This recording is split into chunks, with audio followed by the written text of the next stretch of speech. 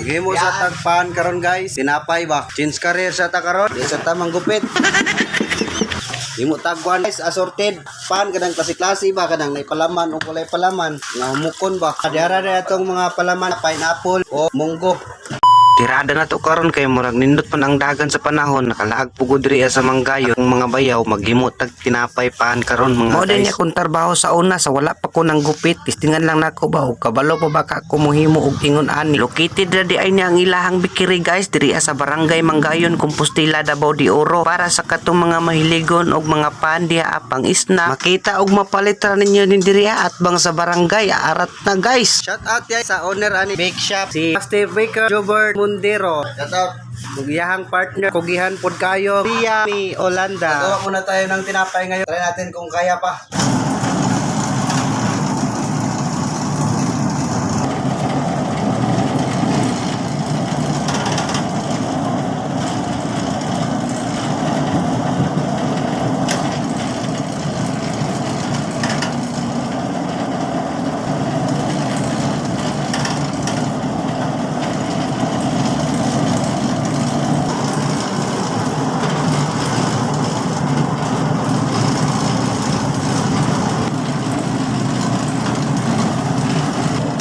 Ha? Ito naman eh.